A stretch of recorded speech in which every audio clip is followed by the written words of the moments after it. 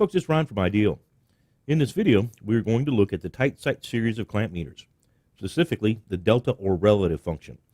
With this function, the tester will store a reading and use it to compare to another reading.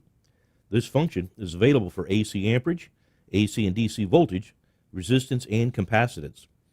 An electrician can use this function to measure the voltage at a source and then measure the voltage at a load to determine the voltage drop in a circuit. To demonstrate this, install the black lead into the common port and the red lead into the red port. A good safety tip is to check to make sure your tester is working properly. We can do that by turning the tester to the continuity function or the audible symbol and touching the test leads together. The meter is measuring resistance and the display drops to near 0 ohms and an audible tone is heard. This tells us the meter is working, the leads are good and safe to use, and we can now go take some measurements.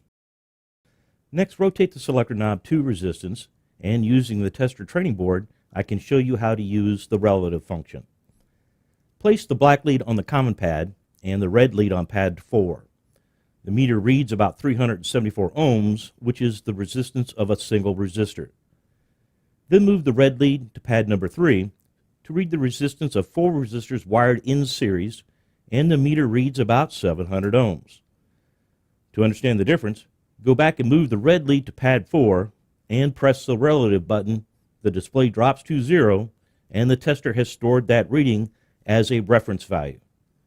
Move the red lead back to pad number 3 and the meter now reads about a positive 326 ohms, which is the difference between the two. I now know the resistance of the second reading is 326 ohms higher in resistance to the reference value. Move the red lead of the tester to pad number 2, which has a resistance of about 6 ohms, and the meter reads a minus 368 ohms, indicating this resistance is smaller than the reference value stored in the tester. Moving the red lead back to pad number 4, the meter reads 0 ohms, which makes sense as the value the meter is actually reading is the same as the reference value. Changing to another function, or pressing and holding the relative button for 2 seconds will disable the function. I can demonstrate this with DC voltage as well by rotating the selector knob to DC voltage. Move the black lead to the common pad and the red lead to pad 7 gives us a reading of about 3 volts. Pressing the relative button, the display drops to 0 and again the meter has stored that reference value. When I measure the voltage of this single battery, we see a reading of minus 1.6 volts, which indicates the voltage is less than the reference value as we would expect.